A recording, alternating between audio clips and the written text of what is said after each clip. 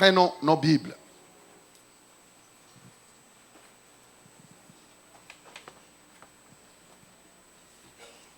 En fait, mon message, c'est la continuité.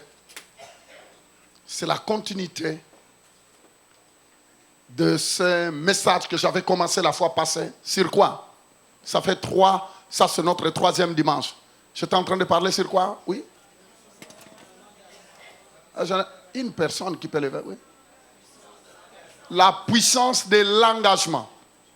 Et je continue pour terminer aujourd'hui ce message. Et qui est un message vraiment qui ça vaut la peine parce que quand nous regardons comment les églises, quand nous regardons comment parfois nous les chrétiens,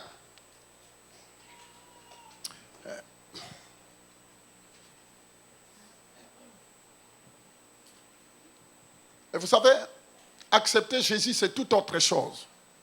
J'ai toujours dit que naître c'est autre chose, mais grandir c'est tout autre chose. On peut naître, mais ne pas grandir. Il y a deux choses. Beaucoup de personnes sont nées et n'ont jamais grandi. Dans le naturel, si tu donnes naissance à un enfant, il est né, mais il ne grandit pas. Le parent doit avoir un peu quelques souffrances dans le cœur. Vous êtes d'accord avec moi? Je crois que pour ceux qui travaillent dans les hôpitaux comme des enfants, comme Sainte Justine, et ainsi de suite, vous savez de quoi? Vous voyez un peu comment le cœur des parents souffre quand ils donnent naissance à un enfant, mais qui ne fait pas de progrès, qui ne grandit pas. Ça fait mal, parce que chaque parent aimerait bien voir la croissance de son enfant. Et dans le cœur de Dieu aussi, c'est pareil. Quand tu acceptes Jésus comme Seigneur et Sauveur, tu es né de nouveau. Mais Dieu ne veut pas te voir rester au même niveau sans que tu grandisses. J'ai toujours répété que la spiritualité de quelqu'un, on ne le reconnaît pas, quelqu'un de spirituel par les dons, mais on reconnaît quelqu'un de spirituel par les fruits. Et les fruits nous aident à grandir. J'ai compris une seule chose, qu'on peut prêcher. Oui, chaque chose doit être à sa place. On peut prêcher sur la puissance, on peut prêcher sur l'onction, on peut prêcher sur la prophétie, on peut prêcher sur la révélation. Mais si on ne recommence pas, si nous ne commençons pas bien notre marche avec le Seigneur, comprendre les principes qui fera de toi un homme et une femme mature, alors tu risques de devenir un hirondelle spirituel. Des personnes qui vagabondent de gauche à droite. Mais je vais vous dire quelque chose. Je me souviens, j'ai donné ma vie à Jésus dans les assemblées de Dieu. Dans les assemblées de Dieu. J'ai accepté le Seigneur comme Seigneur et Sauveur au début des années 81. Mais je vais vous dire quelque chose. Ce que j'ai appris, c'est comment d'être assidu. Comment être constant dans une seule place et puis recevoir la vraie nourriture qui fera de toi demain ce que tu seras. Les amis, vous savez que chaque parent qui se respecte cherche toujours une bonne nourriture pour ses enfants. Sauf être irresponsable pour donner n'importe quoi à tes enfants. Et chaque parent cherche toujours le meilleur pour ses enfants. Et c'est très important pour nous aussi, de désirer aussi le meilleur qu'on nous donne. Et c'est pourquoi vous voyez dans cette église, nous faisons toujours tout. Pourquoi? C'est parce que la Bible dit que dans le corps de Christ, Dieu a établi 5 ministères. Les apôtres, vous savez, comme je l'ai toujours dit, c'est l'unique doigt qui touche tous les autres doigts. Ça. Vous voyez? Il a la facilité de toucher tous les autres doigts. Il représente l'apôtre. Le doigt ici pointe. C'est le prophète. Un prophète pointe le doigt. Il montre la direction. Et le doigt ici, tu vois le doigt ici, c'est l'évangéliste. Vous voyez, c'est plus long. Il va dehors, il cherche des âmes. Et le doigt ici, c'est le doigt qu'on met souvent l'alliance. Vous voyez? Le doigt de l'alliance, c'est le berger qui soigne, qui prend soin. Et puis vient le doigt ici, c'est l'unique doigt qui entre dans l'oreille. L'unique doigt. C'est le docteur, l'enseignant. Vous voyez comment il peut rentrer à l'intérieur, aller chercher tout. Tu as compris? Ah. Vous savez, parfois tu as une main, mais tu ne comprends même pas. Vous savez, Dieu nous enseigne toujours par des choses qu'il a déjà établies. Les 5 ministères. Dieu a donné à l'Église les apôtres, les prophètes, l'évangéliste, le pasteur, le docteur. La Bible dit que c'est pour l'édification. Édification, ça veut dire pour l'instruction. Pourquoi? Afin que l'homme ou la femme de Dieu soit utile. En fait, chaque enseignement que vous recevez, c'est pour que vous deveniez mature et que vous deveniez utile dans l'œuvre de Dieu. Vous voyez le pourquoi nous vous enseignons matin, midi, soir. Nous avons vu, ça fait 2 dimanches, nous sommes en train de parler sur la puissance de l'engagement. Engager quoi? Engagé à devenir membre. Engagé à devenir membre dans une église locale. Nous sommes en train de parler de l'église locale. L'église locale.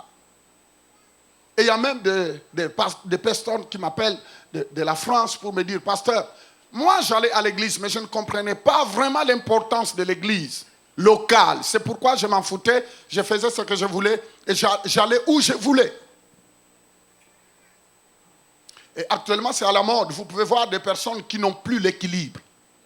Des personnes qui se vagabondent partout.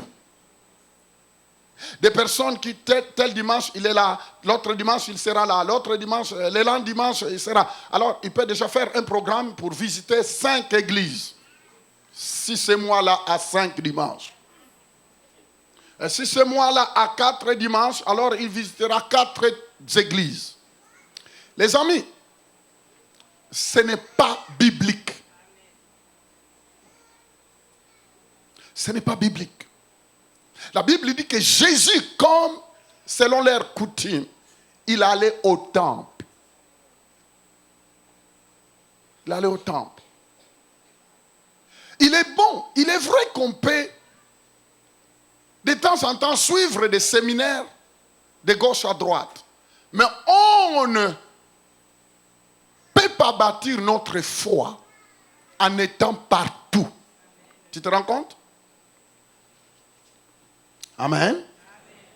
Et voyez le pourquoi Dieu lui-même, après avoir établi l'église universelle, l'église universelle, ça veut dire des hommes et des femmes qui acceptent Jésus partout dans le monde, qui donnent leur vie à Jésus, qui disent à Jésus, viens dans ma vie, je t'accepte comme Seigneur et Sauveur. Ces gens-là, ils naissent dans l'église universelle. Que vous les connaissez ou pas, qu'ils soient en IRSS, en Australie, n'importe où, mais il fait partie de l'église universelle. En fait, chaque personne qui a accepté Jésus comme Seigneur et Sauveur, partout, dans les 4 coins du monde. Mais à part l'église universelle, il y a les églises locales. Parce que chaque personne doit se retrouver dans une adresse. Chaque personne doit être quelque part. Une famille spirituelle. Chaque pays a des lieux où Dieu a établi comme des lieux qu'on appelle les églises locales, où chaque personne doit s'engager. Je sais qu'actuellement, le plus grand problème qu'il y a actuellement, c'est que les églises ne vont plus bien. Il y a beaucoup de dégâts. Il y a beaucoup parfois, les gens disent, oh non pasteur, moi je ne peux plus faire confiance aux églises parce que regardez ce qui s'est passé dans telle église, regardez ce qui s'est passé dans telle église, regardez. Oui, lis ta Bible, lis ta Bible, lis ta Bible et tu verras que même ton langage changera. Lisez les épîtres. Quand vous lisez les épîtres que l'apôtre Paul a écrit, vous allez voir que l'apôtre Paul qui a écrit les lettres aux Corinthiens, si vous regardez comment il a écrit, ce n'est pas de la même manière qu'il a parlé aux Éphésiens. Si vous regardez la lettre que l'apôtre Paul a écrite aux Éphésiens, ce n'est pas la même tonalité avec la lettre qu'il a envoyée aux Philippiens. Si vous regardez la tonalité que l'apôtre Paul a utilisée en parlant aux Hébreux, ce n'est pas la même manière. Vous voyez, chaque épître concernait l'église auquel ils s'adressaient et selon leur situation. Vous comprenez cela? Pourquoi? C'est parce que chaque église traversait des moments. Alors il devrait leur parler, inspiré par le Saint-Esprit, selon les besoins.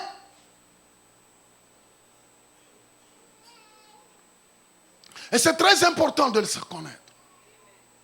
Si tu veux connaître comment tu dois te conduire à l'église, lis les épîtres et tu verras comment un chrétien doit se comporter. C'est pourquoi un jour, Paul dit à Timothée, il dit, Timothée, je te laisse à l'église d'Éphèse. En fait, l'Éphèse, c'est l'actuelle Turquie. Il dit, je te laisse à Éphèse, afin que tu enseignes dans cette église comment chaque enfant de Dieu doit se comporter en étant dans une église locale. Ça veut dire que l'apôtre Paul voulait montrer à Timothée qu'il y a une conduite qu'on doit avoir selon l'endroit que Dieu t'a établi. Loué soit le nom du Seigneur. Pourquoi? C'est parce qu'aucune personne, j'ai toujours donné un exemple simple comme ça. Tu arrives en Suisse, à Genève, on te pose la question, tu viens d'où? Non, je viens de Montréal. Tu es chrétien? Oui, je suis chrétien. Mais dans quelle église? Ah, non, non, non, si tu viens seulement à Montréal, tu me trouveras. On te dit, mais non, dis-nous, tu viens de quelle église? C'est pourquoi moi je crois à des chrétiens qui voyagent. Surtout pour aller s'établir dans une ville, tu as besoin d'avoir la lettre de recommandation de ton pasteur. Parce que tu ne peux pas voyager comme ça et aller dire je suis chrétien, on te dira où est la lettre de recommandation? Pourquoi? C'est parce que tu dois venir d'une famille spirituelle. Amen. Tu viens d'une église locale. Et il y a d'autres personnes qui voyagent comme ça, comme ils savent que c'est des fouteurs de pagaille, ils ne peuvent pas recevoir les témoignages de leur pasteur. Pourquoi? Parce que lui-même, il n'a jamais été en règle. Pourquoi? C'est parce que lui-même n'a jamais été stable dans une église. Pourquoi? C'est parce que lui-même, il ne sait même pas c'est quoi c'est l'église locale. Il dit seulement, je suis chrétien, je suis libre de me vagabonder de gauche à droite.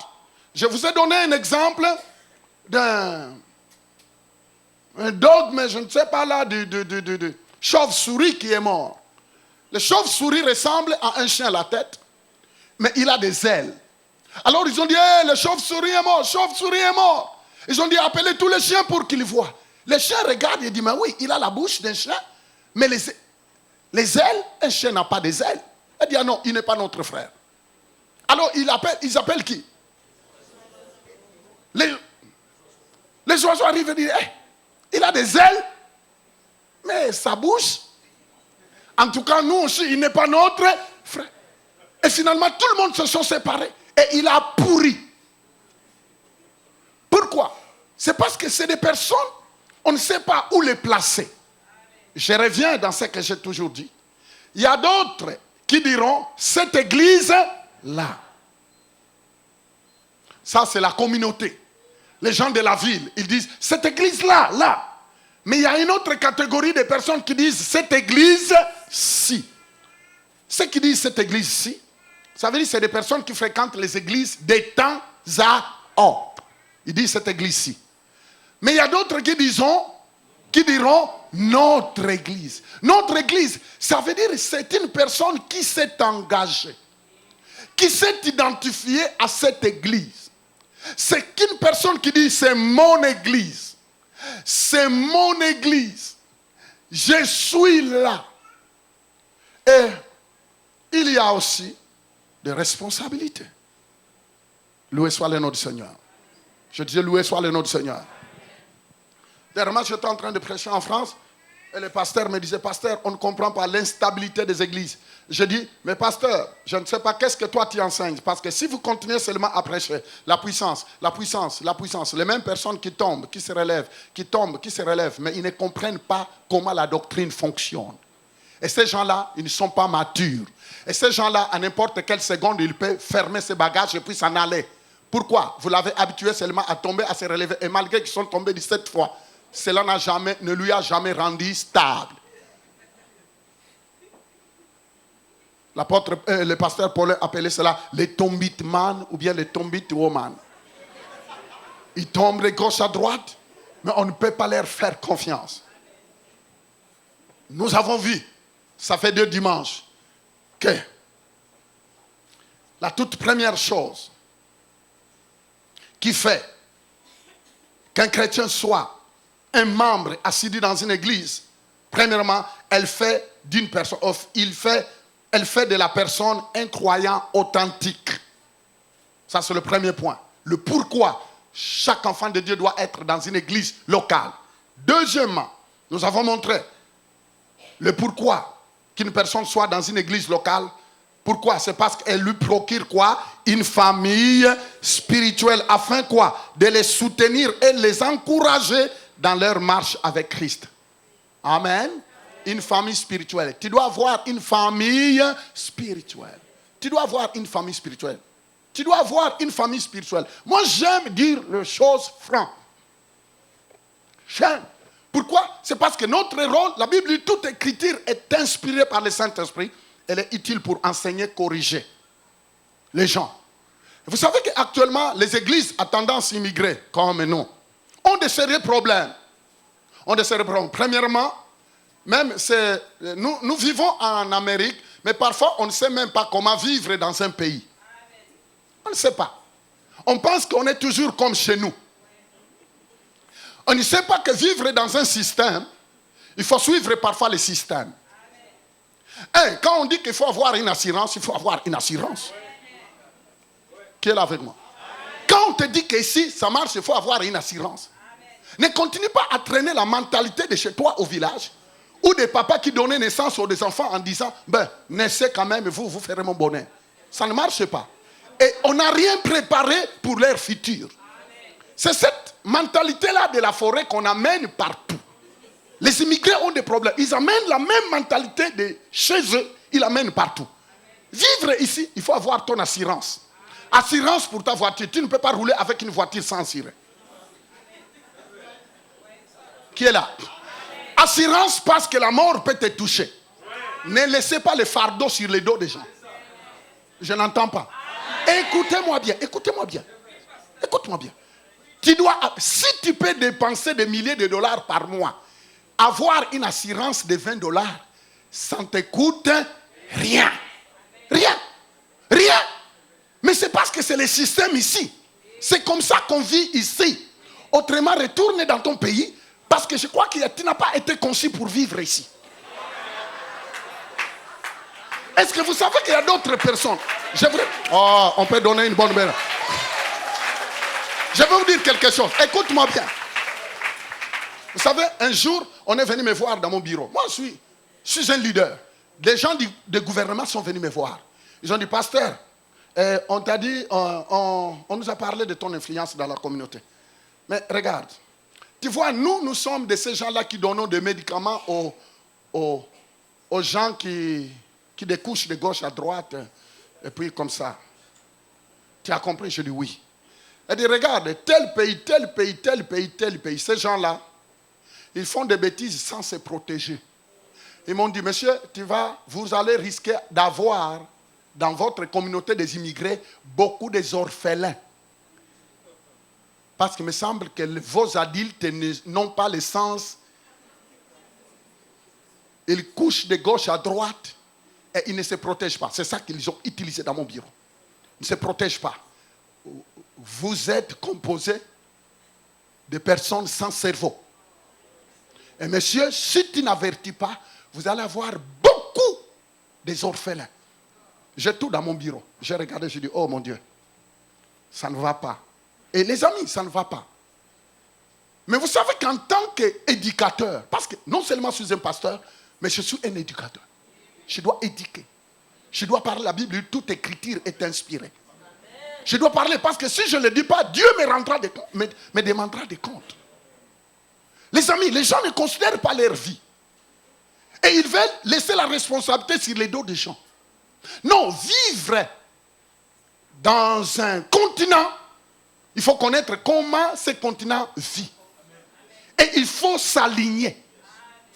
Avoir une assurance ne veut pas dire qu'on te précipite à la mort. Parce que souvent la mentalité des tiers-mondistes te disent, hey, moi avoir l'assurance, vous voulez que je meure? De toute façon, que tu le veux ou pas, tu mourras. Maintenant, quand tu vas mourir, ta charge va rester à qui? Il y a d'autres même qui laissent des attestations. Testaments. À toi, tu laisses les testaments.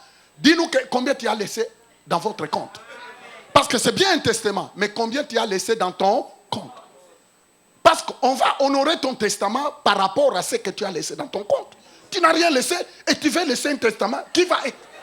Attends. Jouez pas. Oh non, il a laissé un testament. Il a laissé. Donnez. On va lire le testament, mais on va regarder qu'est-ce qu'il a laissé dans son compte. Les amis, qui doit payer pour?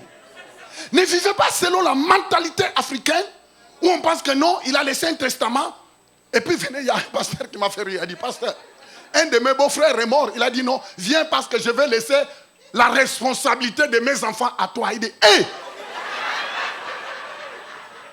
Il dit, pasteur, j'ai refusé d'y aller.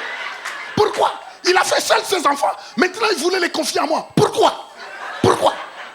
Ce n'est pas moi qui a donné naissance à ses enfants. Voyez, c'est cette mentalité-là qu'on continue de traîner partout. Moi, je dis, toutes les églises que je commence, j'aurai la permission et le droit de dire exactement, même si les gens ne seront pas d'accord, anyway, peu importe. Mais au moins, on doit aider les gens à sortir de la médiocrité. Beaucoup de personnes connaissent des versets, mais ne savent pas les comment vivre. Et ils sont maintenant une charge dans la vie de tout le monde. Beaucoup de personnes disent, je suis sauvé, mais il n'a même pas d'adresse. Non, Dieu dit que chaque personne doit avoir une église quoi? Locale. Une église locale, pourquoi? Premièrement, parce que tu dois avoir une famille spirituelle qui doit te soutenir en cas de besoin. Spirituellement, physiquement. Écoute-moi bien. Gloire soit rendue à Dieu. Je vais vous dire quelque chose. Parce qu'il y a d'autres choses, il faut les savoir. Les amis, cette église que vous voyez, on n'aime pas parler. Mais si vous regardez bien, le nombre de milliers de dollars que nous aidons les gens, je ne pense pas qu'il y a beaucoup d'églises ici, en Amérique, ou bien au Québec, qui le fait. Je peux vous le dire comme ça. Et mon argent personnel et le peu qu'on donne à l'église, nous aidons tellement par des milliers, mais nous examinons d'abord les cas. Parce qu'on a vu que ça commence à être épuisant. Des personnes, qui ne savent pas gérer leur budget. 2, des personnes irresponsables. On a dit non, ça ne marche pas. Parce que maintenant, on a plusieurs églises. Et la plupart des églises que nous sommes en train de commencer est financée par l'église mère de Montréal. Amen. Les amis, payez ces hôtels-là chaque mois. Demandez le pasteur Yvette est là. Ça coûte beaucoup d'argent. Ça coûte beaucoup d'argent. Parce que les gens pensent que non, comme maintenant, ils ont combien? 8 églises. J'entendais quelqu'un dire que non, pasteur, ça veut dire toutes les offrandes de toutes les 8 églises, le lundi matin, on te les amène, on vient te les déposer. Vous voyez comment la misérabilité. Vous savez, c'est ça la façon de penser des gens qui ne veulent pas renouveler leurs pensées. Alors ils pensent que tous les lundis, on amène toutes les offrandes, on vient les déposer au bureau du pasteur Fofi. Les amis, Seigneur. Alors que toutes les églises que nous commençons, c'est l'église de Montréal qui donne, qui paye chaque mois. Et je vous le dis, c'est beaucoup d'argent. Qui est là? Mais au moins, c'est ça qui fait que cette église ne manquera de rien. Quand on dit cette église ne manquera de rien, ça veut dire que toi, qui es là, tu ne manqueras de rien. Que le nom de Jésus soit béni. Je disais que le nom de Jésus soit béni. Mais, faire partie d'une église locale est très important. Est très important. Pourquoi? C'est parce que tu dois avoir une famille spirituelle. Premièrement, une famille spirituelle qui va t'appeler. Est-ce que vous savez que la Bible dit que les chrétiens doivent se prendre soin les uns les autres? ne dit pas, la Bible ne dit pas que les chrétiens doivent se détruire les uns les autres. Parce que souvent c'est ça qui se passe. Emmanuel peut vous le dire. On était parti pour des croisades, mais on commençait à régler des problèmes dans les églises. Pourquoi? C'est parce que les chrétiens, ils sont dans les églises. Lui-même, il ne sait même pas comment gagner une âme au Seigneur. Mais il est le premier à détruire les autres. Il détruit les autres. Vous entendez parfois, vous croisez quelqu'un dans la rue. Mais pourquoi on ne te voit pas? Ah, pasteur, j'ai eu des problèmes avec quelqu'un. Je dis, mais toi aussi, tu dois grandir. Tu as eu des problèmes avec quelqu'un, mais ce n'est pas toute l'église. Écoute-moi bien. Quand tu as un mécontentement, quand tu es en désaccord avec un chrétien, la Bible dit, allez trouver d'abord les responsables de l'église. Une personne. Si tu vois que ça ne marche pas, trouvez une deuxième personne. Si tu vois qu'avec deux personnes, ça ne va pas, trouver maintenant 3 personnes, parce que la Bible dit que le témoignage de 3 personnes est digne. Je vais vous dire quelque chose. Vous savez qu'il y a d'autres personnes, avant de les mettre dehors, il faut d'abord suivre le processus. Moi, je connais un gars dans une des églises où j'étais responsable. Lui, ce monsieur-là se permettait de se coucher avec 3 filles.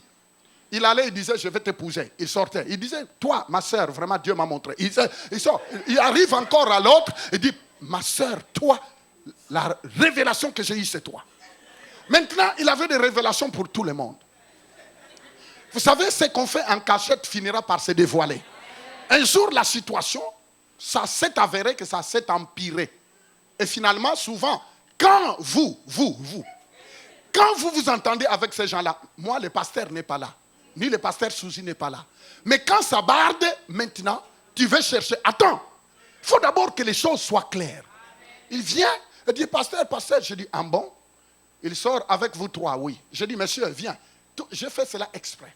Je l'ai invité, il dit, au travail, viens dans mon bureau. Il est venu. Et j'ai pris les 3 filles. Mettez-vous là.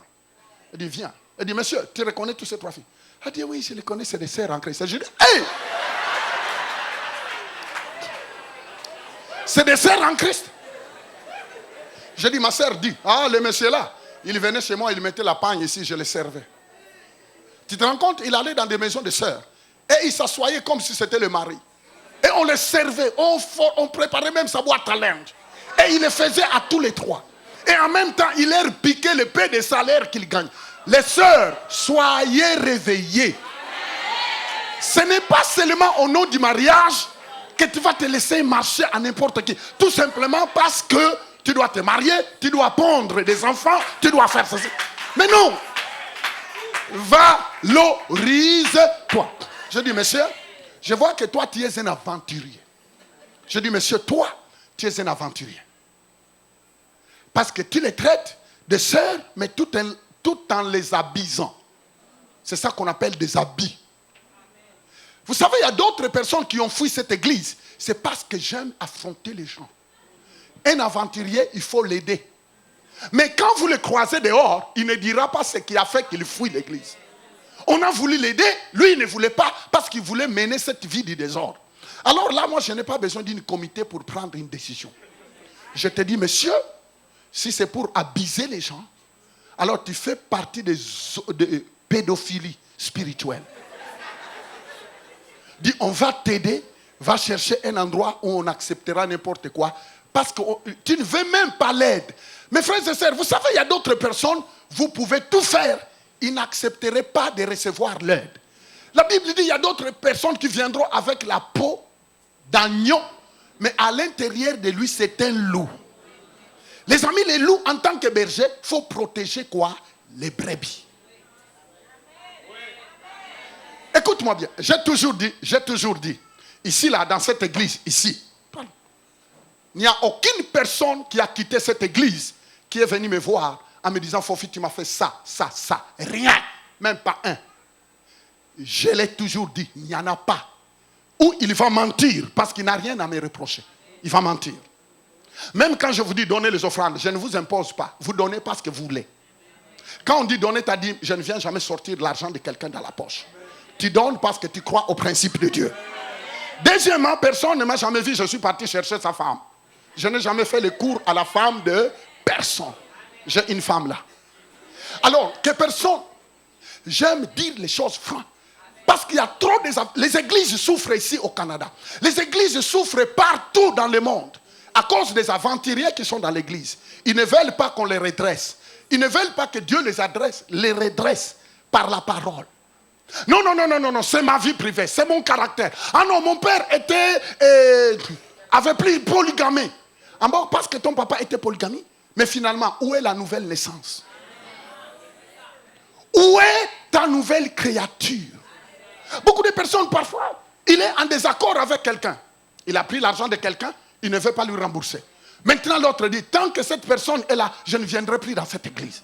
Voyez des gens parfois disparaître. Pourquoi on ne te voit pas? Ah non, il y a quelqu'un dans votre église qui a pris mon argent. Attends, mais les jours que vous êtes entendus, moi je n'étais pas là. Vous savez les choses parfois qu'on rencontre au bureau. Des gens qui viennent voir. Mais c'est le pasteur, c'est toi le pasteur Fofi. Oui, je suis venu te voir parce que, ton chrétien, on dit mon chrétien, est venu me voler.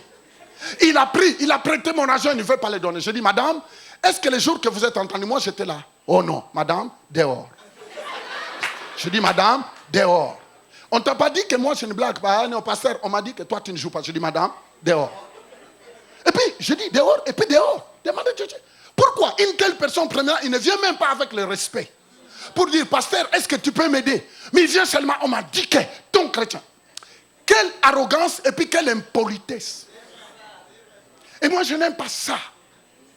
Parce qu'il y a un minimum de respect qu'on doit aux gens. Les jours que vous êtes entendus, Fofi n'était pas là. Maintenant, ça ne va pas. Quand vous avez signé le papier, Fofi n'était pas là. Mais pourquoi maintenant tu dois m'embarquer dans ça? Venez demander l'aide.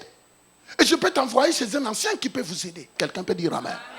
Les amis, quand tu es membre dans une église, sache que la réputation de cette église est aussi sur tes épaules.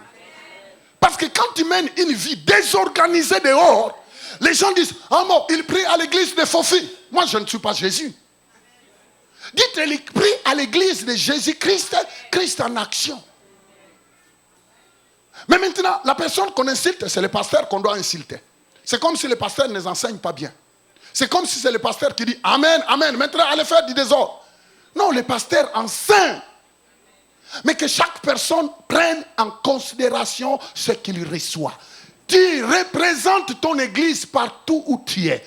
Ne vis pas pour toi seul. Sois un modèle. Dites un modèle. L'église, quand tu fais partie d'une église locale, sache qu'il y a une responsabilité. La dignité de cette église, même ton comportement, va déterminer comment les gens pourront fuir l'église. Ou bien ne plus venir, ou ne pas venir dans cette église. Elle dit, quelle église? Là-bas, moi je travaille avec quelqu'un qui prie dans cette église. Cette église est mauvaise. Mais au lieu de dire que non, j'ai eu des problèmes avec quelqu'un qui prie là. Mais tu ne peux même pas dire j'ai eu des problèmes avec... Parce que la personne est personnelle. Il a... Oh, loué soit le nom du Seigneur. Faire partie d'une église, ça t'aide à voir une famille spirituelle. Ça, c'est le troisième point. Non. Elle te donne... Oui. Troisième point, nous avons dit que faire partie d'une église locale, elle te procure un endroit où tu peux découvrir et utiliser les dons ainsi que les talents. Ça, c'était le troisième point. J'avais donné dans 1 Corinthiens chapitre 12, à partir du verset 4 jusqu'au verset 27. J'aimerais bien que vous alliez les lire. Il faut lire les versets qu'on vous donne. Il faut lire parce qu'il faut connaître les Écritures. Premièrement, troisième point, nous avons vu que dans une église locale, on va t'enseigner sur comment utiliser les dons et les talents. Quelqu'un peut dire amen. Récital. Hier, nous avons vu ici la remise des cadeaux, la remise des trophées. Des trophées. Hier, on a eu une grande fête ici. J'étais habillé en smoking. Pourquoi? C'est parce qu'il fallait reconnaître des enfants qui sont nés là, mais il fallait entendre des bouts de petites filles là, qui étaient en train de jouer au piano. Et même des personnes que tu ne croiras pas qui joueraient au piano. Hier, nous avons vu le pasteur Ogla jouer au piano. Je dis, Et maman Chantal a joué un morceau au piano. Je dis, oh. Les amis, nous avons vu qu'il y a des talents qui dorment en nous. Mais l'église va t'aider à découvrir tes talents. quand tu es dans une église locale, ça va t'aider à découvrir tes talents et en même temps de mettre ces talents et ces dons au service de l'église. Vous savez que tout ce que Dieu nous donne est pour le corps de Christ. Allez lire cela dans 1 Corinthiens. Lisez cela. Allez lire.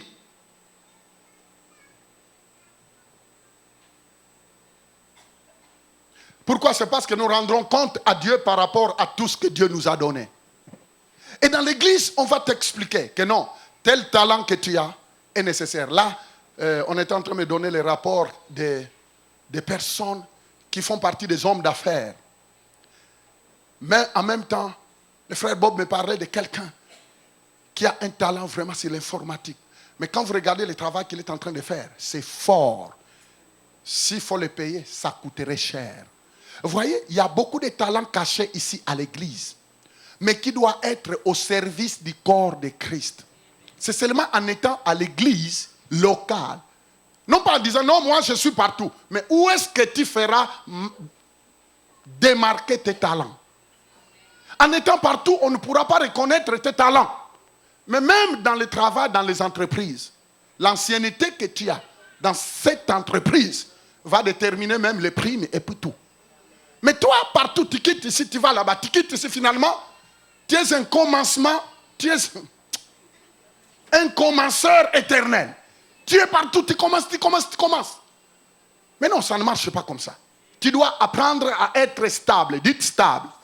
Je sais qu'actuellement nous vivons dans une période où les autres églises qui ne savent pas comment aller gagner des âmes dehors, qu'est-ce qu'ils font? Ils croisent les autres chrétiens d'autres églises, ils leur disent, venez voir chez nous. Alors il vient et il commence à dire, vous savez, vous êtes dans telle église, ah non, ils n'ont pas ça, ils n'ont pas la puissance, ils ne voient pas les sorciers, ils ne sont pas ça. Venez chez nous parce qu'on va voir les sorciers de ta famille. Venez chez nous. Et voyez-vous, maintenant, il y a même des soi-disant pasteurs autoproclamés que eux, pour avoir commencé son église, il doit commencer par détruire les autres. C'est pourquoi vous voyez ces gens-là, malgré leur bon vouloir, mais ils ne sont pas en règle parce qu'on ne peut pas commencer à détruire quelqu'un d'autre. Dans ta vie, ne te réjouis pas de détruire quelqu'un pour faire ta promotion. Parce qu'un jour, tu vas mordre la poussière. Même dans la vie normale, même au travail, n'allez pas parler à ton boss du mal de quelqu'un qui lui aussi gagne son pain. Parce que quand on le mettra dehors et qu'il va pleurer lui et ses enfants, tous ces pleurs-là tomberont sur toi. Le vôtre sera pur. Parce que je sais que la société que nous vivons, la société américaine est comme ça. Au travail, vous voyez les gens se piquer comme des serpents les uns les autres. Est-ce que vous êtes là? Ils vont avec la réputation de l'autre. Ils pensent qu'en disant ça à son patron, qu'il va avoir de la valeur. Mais de toute façon, toi-même, tu vas le payer. Surtout pour un enfant de Dieu, tu n'as pas le droit de rencontrer des mensonges. Et même si c'est écouter, mêle-toi de tes affaires. Parce que si tu cherches la douleur de l'autre, tu recevras tôt ou tard. C'est pourquoi la Bible dit ne priez pas pour quelqu'un précipitamment, parce que vous ne savez pas ce qui lui arrive. Lui arriver pourquoi. Il y a d'autres à l'église ici, ils sont là comme des petits anges. Ils sont des petits saints. Mais au travail, si vous entendez les témoignages, c'est que c'est un semeur de troubles. Les témoignages, c'est un calomniateur. Les témoignages, c'est que madame ou bien monsieur, mauvais caractère. Les témoignages, maintenant, comment même un jour quand tu invites quelqu'un dans ton église, il dira, oh, dans ton église? Oh non, pas toi. Pas toi. Nous devons être des modèles. Dites des modèles. Nous devons être des modèles. Nous devons être des modèles. Nous devons être des modèles. Même là où nous vivons. Vous savez, il y a d'autres personnes auxquelles nous vivons dans la société qui ne sont pas vivables. On a des voisins, parfois qui ne sont pas vivables. Les voisins du même immeuble, qui n'est pas vivable. Et qui te cherchent tout le temps dans la nuit. Mais est-ce qu'on est obligé de suivre ses caprices? Non. Je ne trouve pas. Parce que ce n'est pas lui qui gère mon caractère. Ce n'est pas lui qui doit gérer mon atmosphère. Tu peux m'insulter, mais si je ne veux pas ouvrir ma bouche, je ne l'ouvrirai pas. Qui est là? La Bible dit que vous devez avoir une bonne conduite dehors, afin qu'un jour ces gens-là voient les bons fruits dans vos vies et qu'ils reconnaissent la foi que vous avez en Christ. Descendons. Quatrième point. Quatrième point, c'est qu'être membre dans une église, elle te place sous la protection spirituelle de responsables pieux. Hébreux chapitre 13, verset 17, et puis Actes des Apôtres chapitre 20, verset 28 à 29. Est-ce qu'on peut le lire rapidement? Hébreux chapitre 13, verset 17. Qu'est-ce qu'il dit? On peut le lire. Obéissez à vos conducteurs et ayez pour eux de la déférence, car ils veillent sur vos âmes, comme devant en rendre quoi? Compte.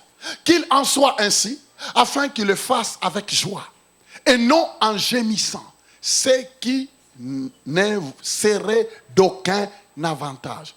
Et il dit, obéissez à vos conducteurs, et ayez pour eux de la déférence, car ils veillent sur vos âmes.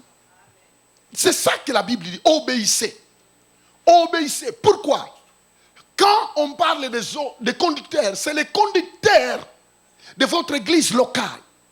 Vous savez, beaucoup de personnes sont doux avec le pasteur du dehors, sauf dans le pasteur de leur église. Non, il n'a pas de valeur. Il n'a pas de valeur. Et ils sont là, ils complotent, ils disent des choses, ainsi de suite là. Mais la Bible dit que ces conducteurs-là, ils veillent sur vos âmes. L'importance d'être membre dans une église, parce qu'il y a une couverture spirituelle par rapport au leader que Dieu a mis sur vous. Loué soit le nom du Seigneur. Il y a une protection, mes frères et sœurs. Oh!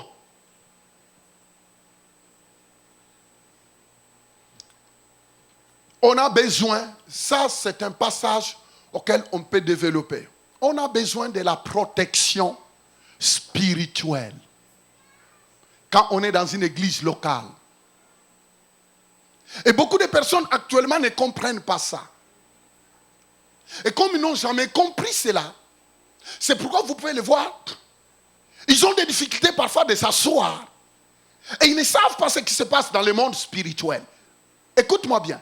Au moment où toi tu es là, quand tu es établi dans une église, ça veut dire l'onction qui est sur l'homme de Dieu a de l'impact sur ta vie. Quand l'homme de Dieu prie, tu es sous la protection. Pourquoi? C'est parce que chaque personne ici, Dieu te compte sur le ministère Christ en action. Et mes prières ont de l'influence pour ta vie. Qui est là? Je déclare, et je le dis, et je le proclame, que même si tu as 19 sorciers dans ta famille, mais tant que tu es là à Christ en action, et que tu suis, tu t'alignes sur l'obéissance de la parole de Dieu, dans cette église, nos prières annihileront complètement les attaques et les projets de l'ennemi dans ta vie. Au nom puissant de Jésus. Alléluia. Je disais Alléluia. Je disais Alléluia. Je suis responsable de tous les chrétiens qui sont membres des églises de Christ en action. Je ne suis pas responsable des chrétiens qui sont je ne sais pas où là. Je rendrai des comptes à Dieu pour des chrétiens qui sont ici. Mes prières ont de l'impact dans leur vie. Mes prières ont de l'influence. Dieu reconnaît que vous êtes sous mon autorité. C'est pourquoi la Bible dit, obéissez à vos conducteurs spirituels, locaux. Ayez pour eux de la déférence. Car ils veillent sur vos âmes. Vous entendez? Ils veillent sur vos âmes. Écoutez-moi bien, les amis. Même si tu es membre dans une autre église, ne te mets jamais en accord avec des personnes qui complotent derrière ton pasteur. Si tu es là de passage, je te parle. Ne te mets jamais ensemble avec des personnes qui parlent constamment du mal de ton pasteur. Écoutez-moi bien. Vous savez que Dieu s'occupe bien de ses serviteurs. Quand la personne vit dans le désordre, Dieu va s'en occuper. Ou bien tu vas lui parler avec respect. Parce que, écoute-moi bien, quand Dieu appelle quelqu'un, il aime qu'on respecte la personne. Peu importe ce fait. C'est pourquoi vous voyez, Myriam a eu des problèmes parce qu'il voulait redresser Moïse. Hello. Myriam était la grande sœur de Moïse. Moïse s'est engagé à se marier avec une Éthiopienne, alors qu'en tant qu'Hébreu, il n'avait pas le droit. Et maintenant, Myriam m'a dit, mais non, toi, tu n'as pas le droit de faire ça. Oui, elle avait raison, mais vous savez, Dieu a dit à Myriam, qui es-tu, toi, pour éduquer mon serviteur? Il s'est retrouvé hors du camp. Tout simplement. Pourquoi? C'est parce que Dieu, avec ses serviteurs, lui, il prend le temps de les éduquer. Et Dieu n'aime pas partager sa gloire. Cela ne veut pas dire que tu ne peux pas aller donner un conseil. Mais il y a conseil et conseil, parce que la façon dont tu présentes tes conseils peut être mauvais. Qui est là? La Bible dit, quand tu vois quelqu'un faire une erreur, allez le voir, parlez-lui avec respect. Moi, c'est ça, avec respect. Quand tu vas avec respect, la personne peut recevoir tes conseils. Mais quand tu vois, tu vas avec un esprit d'arrogance. Dis-toi, vous savez, actuellement, des gens complotent pour détruire les églises. Ils attendent que le pasteur commette une petite erreur. Pam! Et puis, il y a d'autres personnes qui forment des groupes, surtout les églises qui sont conduites par des collèges. Dites collège. Collège des anciens, collège de ceci. Et puis, ils se mettent ensemble pour dire, bon, pasteur, on voit qu'on va te faire asseoir. Faire asseoir qui? Tu vas commencer l'église toi-même pour faire asseoir ton pasteur. Je dis à toutes les églises, tant que c'est moi qui commence l'église, toi venir me faire asseoir. Je vais te faire sortir dehors. Et non, je ne te bénirai pas. Mais tu sais,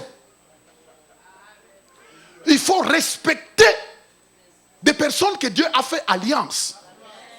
Quelqu'un peut dire amen. Oui, vous savez, c'est ça qui manque dans les églises. Il n'y a plus d'éducation. Les libéralistes, les libéraux. Maintenant, les libéraux règnent même dans les églises. Libéraux. Ils se permettent de faire ce qu'ils veulent. Mais non, il y a un minimum du respect. Et c'est pourquoi vous voyez d'autres personnes courir, aller dans d'autres églises, mais non pas dans le bon sens. Oui, tu peux changer d'église, tu n'es plus libre. Mais il faut savoir comment tu quittes cette église. Parce que toi-même, tu n'es pas parfait. Tu n'es pas parfaite. Quelqu'un peut dire amen. Il y a une protection spirituelle dans l'église locale. Il y a une protection spirituelle.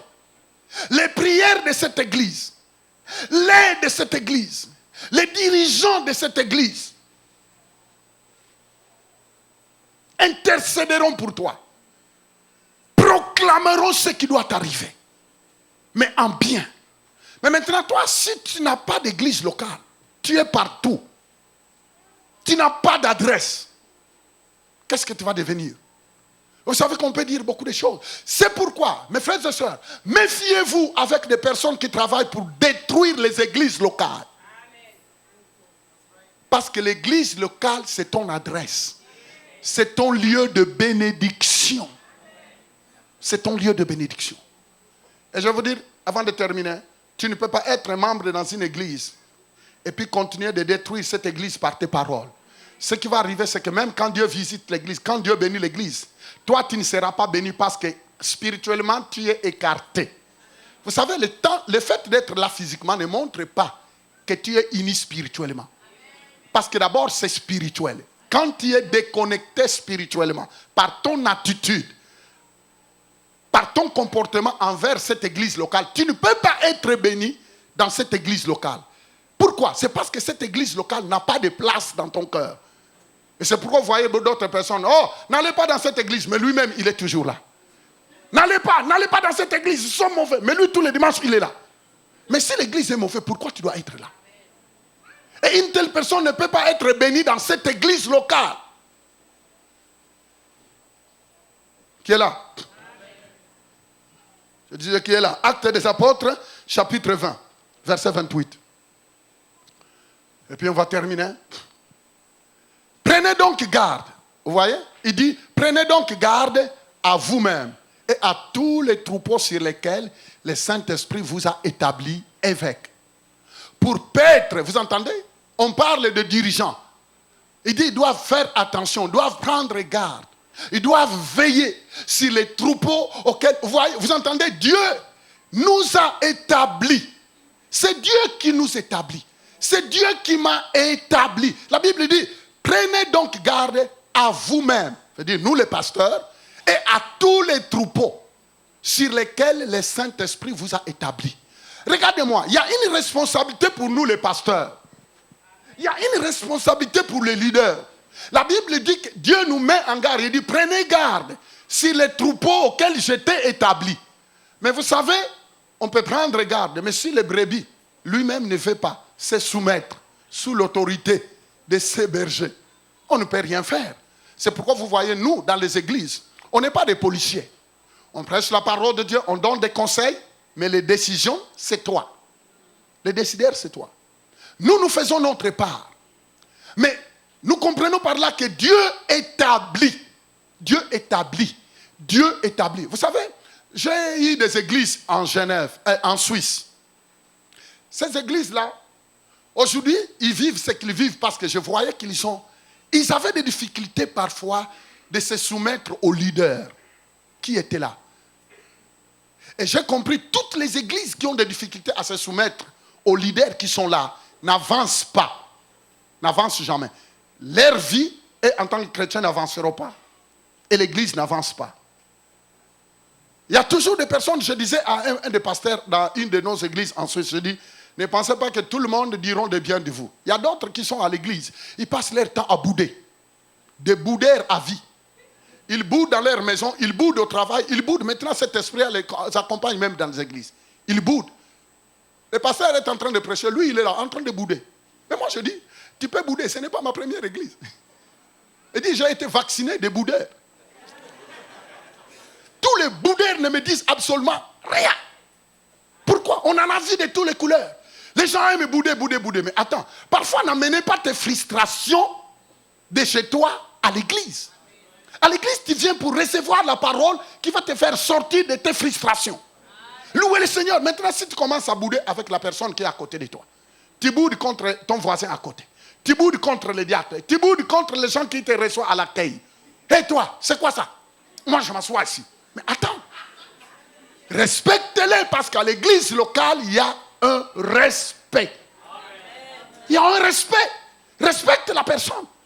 Si tu es frustré chez toi, mais demande des conseils, demande la prière. Mais l'église locale mérite le respect. On doit se respecter les uns les autres.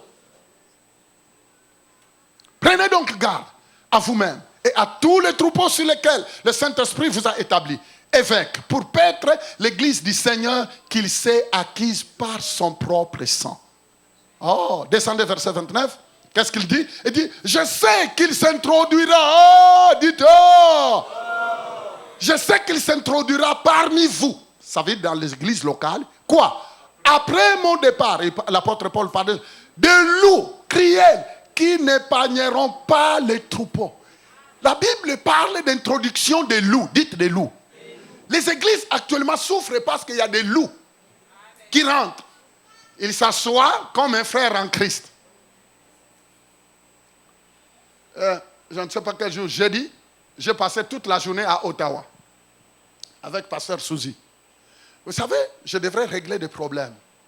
Malheureusement, des personnes soi-disant qui ont des appels, qui quittent l'Afrique avec des mandats avec leur pasteur, qui s'infiltrent dans les églises, et puis il reste là. En venant dans une église, il ne dit pas qu'il a un mandat. Et puis il commence à tisser des liens avec des chrétiens de l'église. Maintenant, 1 an, 2 ans, il est en train de se faire connaître à tous les gens parce que vous l'avez accueilli comme un frère en Christ. Or que c'est un frérette. Alors, il tisse des liens. Après avoir tissé des liens, il est connu.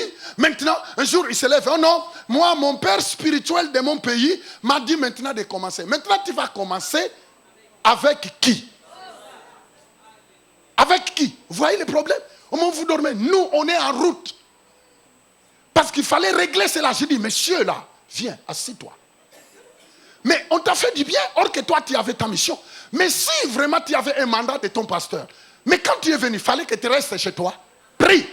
Et quand le Saint-Esprit te dira maintenant comment. Mais tu ne peux pas commencer sur des âmes que les autres ont gagnées. Moi, ça me fait mal. Et une telle personne, moi, j'en m'en occupe. Je dis, monsieur, je ne veux plus te voir. Parce que tu as créé des troubles. Et il en a déjà créé. l'église est presque perturbée à cause d'un comédien. D'un comédien. Je peux dire qu'il n'a pas l'appel de Dieu. Parce que tu ne peux pas venir commencer avec des brebis des autres. Cherche des âmes. Ottawa a presque 1 million. Mais non, il a tissé des liens. Il allait manger des cacahuètes dans la maison des gens. Ah non, au nom de communion fraternelle. Communion fraternelle. Vous voyez, il y a d'autres choses comme communion fraternelle. Vous ne connaissez pas, il y a des loups.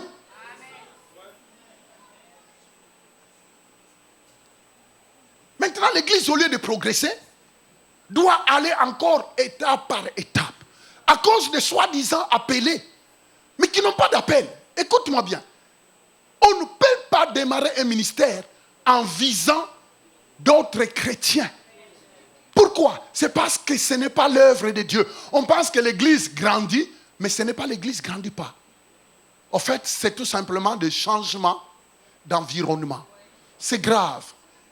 Et des pasteurs souffrent pour ça.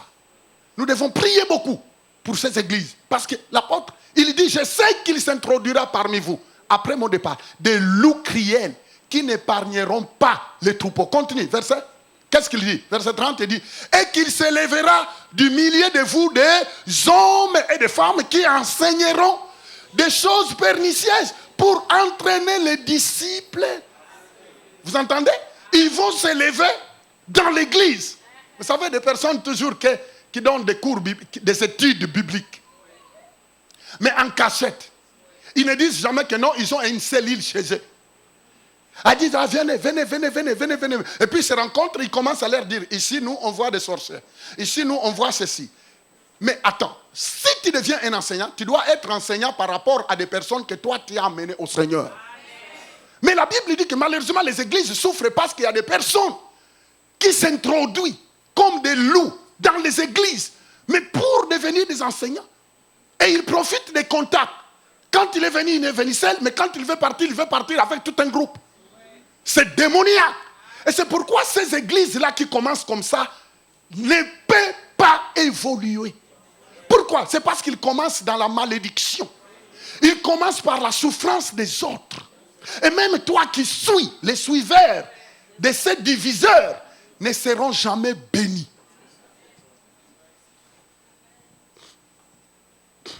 Dernièrement, je prenais l'avion à Roissy. Il y a de cela quelques semaines. On était avec Emmanuel. J'étais en train de pousser mon chariot.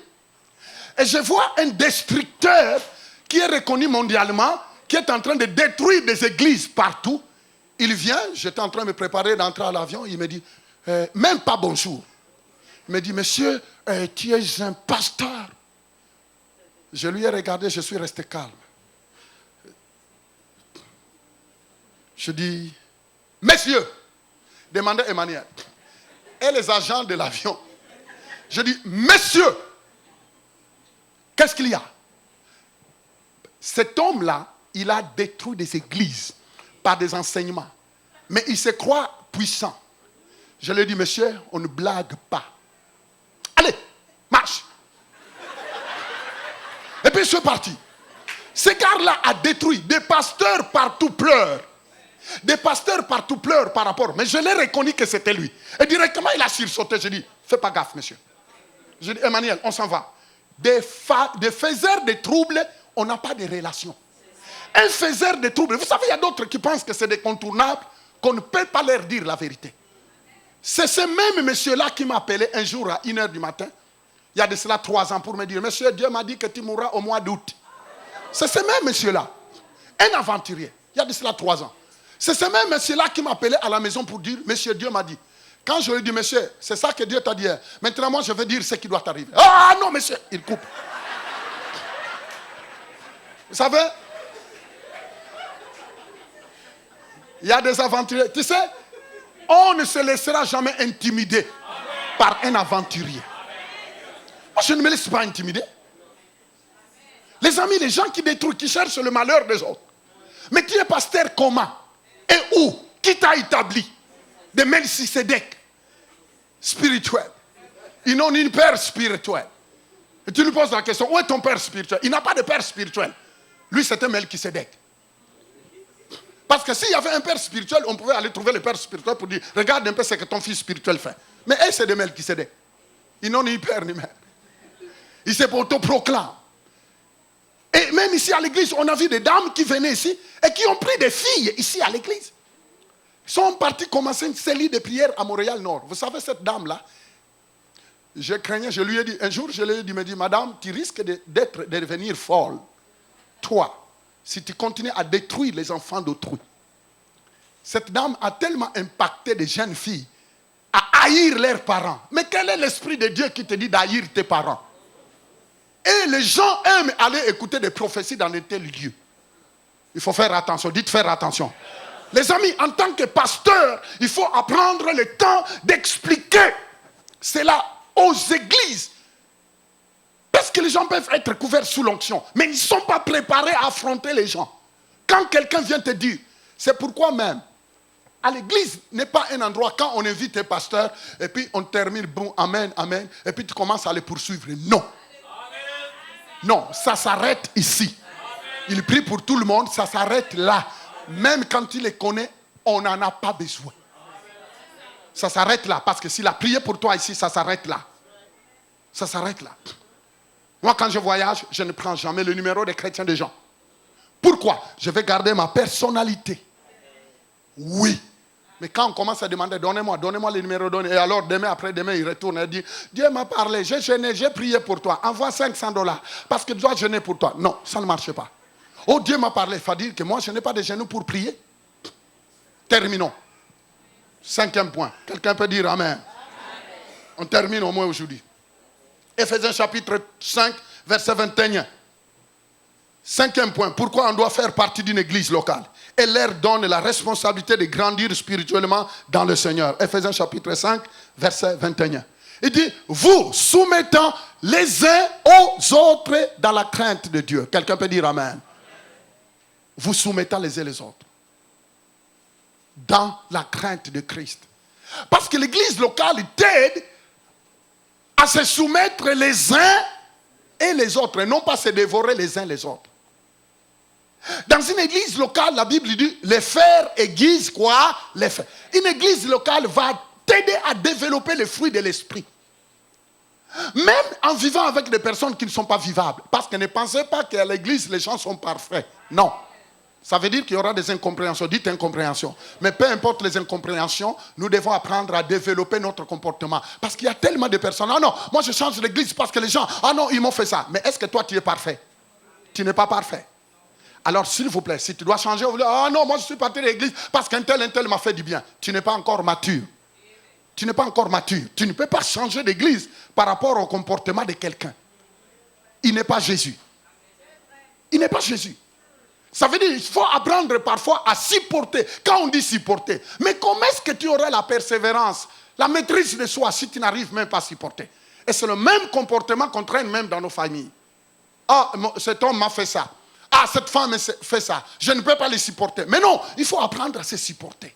Et dans l'église locale, on doit apprendre à se supporter les uns les autres. Quelqu'un peut dire Amen? Voyez l'importance. Voyez le pourquoi. On doit faire partie d'une église locale. Et on aura encore beaucoup d'autres choses à parler de l'église locale. Parce que l'église locale est là pour t'aider. On est là pour se soutenir, se souder les uns les autres.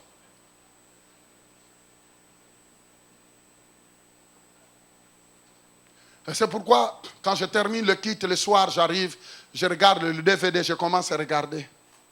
C'est pourquoi je peux savoir que non, cette personne-là, il ne vient pas. Quand tu dis je suis membre, je te dis non, tu n'es pas membre. Parce que je peux te voir, je peux regarder où tu te mets. Même si tu changes de place, je sais. Et quand je te dis ça fait 3 dimanches que tu n'es pas venu, je sais. Parce que moi, je vous vois de là.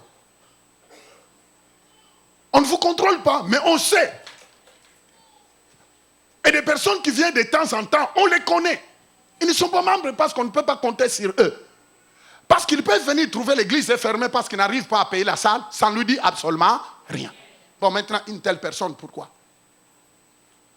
Ça ne marche pas. Les amis, il y a une réalité. Le temple, c'est ton endroit de bénédiction. Le lieu de culte, c'est ton endroit, c'est ta famille. C'est ta famille. C'est ta famille.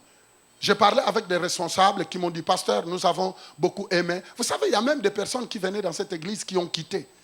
Malheureusement, ils ont rencontré des situations difficiles. Vous savez, tu te rends compte pour quelqu'un qui a quitté l'église, mais nous, par amour, nous donnons des sommes. $2 000, $2 000, $3 000, $1 000, tout simplement par amour. Mais ces gens-là sont partis. Mais le fait de savoir qu'il a rencontré une souffrance, nous, on garde par rancune. On les bénit. Mais il ne faut pas que les gens disent, oh non, il priait chez Fofi. Non. S'il est parti, il n'est plus membre. Il n'a plus le droit. Il n'a pas de privilège de ceux qui sont là. Écoute-moi bien. Ne venez pas me dire, ah non, il priait dans ton église. Tu as bien conjugué le verbe prier. C'était au temps passé. Tu as dit bien, il priait. Quand la personne priait, ne jouez pas. Allez faire cela dans d'autres églises où des pasteurs sont de blancs à la tête. Ils ne feront pas ça. Mais sauf dans l'église, parce que le pasteur, il est un compatriote, ou bien qui, ils veulent avoir... Non, ça ne marche pas comme ça. L'église doit être disciplinée. Quelqu'un qui est parti, il est parti. On n'a aucune responsabilité de lui. Quelqu'un peut dire un bon amen. Quand tu pars, aucune responsabilité. On n'a aucun engagement avec toi. Tu es parti, tu dois faire partie de cette église. Cette église doit s'occuper de toi. Un point, un trait, c'est comme ça que les églises doivent fonctionner. Il faut qu'il y ait une discipline. Comme c'est une année de discipline, eh bien, manifestons la discipline. Lèvons-nous tous ensemble. On peut donner plus que ça.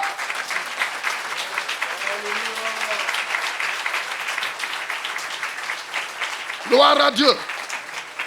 Que celui qui a des oreilles pour entendre. Lèvez le main. Lèvez-le de main. Dites avec moi, Seigneur Jésus. J'ouvre mon cœur. Et je te donne ma vie. Seigneur, aide-moi à bâtir une vraie relation avec toi. Parce que tu es le Seigneur et le Sauveur de ma vie. Je te remercie. Au nom de Jésus. Amen. Je peux dire Amen. Je voulais dire Amen. On peut donner une bonne main d'acclamation.